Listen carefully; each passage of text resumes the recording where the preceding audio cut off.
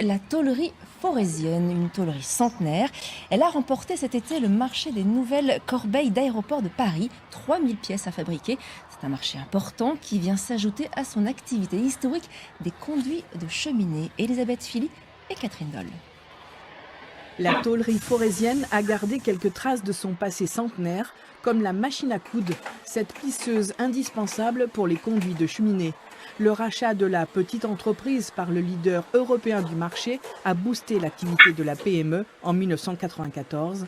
Le responsable de la production a fait toute sa carrière dans cette usine. Quand je suis arrivé à l'âge de 20 ans dans l'entreprise, on était 15 personnes. On faisait essentiellement du conduit de cheminée.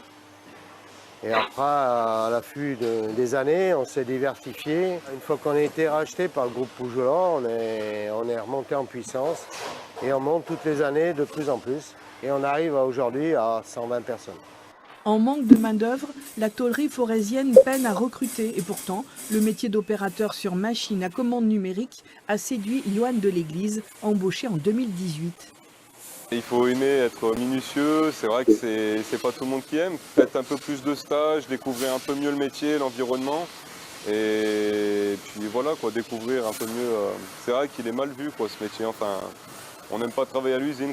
Au fil des années, la société a traversé différentes crises et cela continue. Le prix des aciers, aluminium et autres matières premières a plus que doublé. Si on parle des inox, on pouvait être à 3,20 € du kilo et on est passé à 6,40 €, 7 € du kilo. Voilà, donc c'est des augmentations très très significatives qui font que voilà, on peut pas faire autrement que de répercuter en tout ou partie ces coûts vis-à-vis de nos clients. La petite société a su s'adapter, profiter de sa collaboration avec la Biennale d'art et de design de Saint-Étienne pour gagner en stabilité.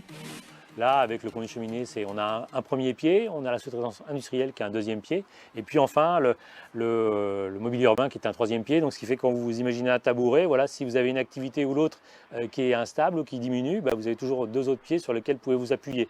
En 15 ans, une cinquantaine de designers a collaboré aux créations de mobilier urbain de cette tôlerie industrielle, l'expert du métal.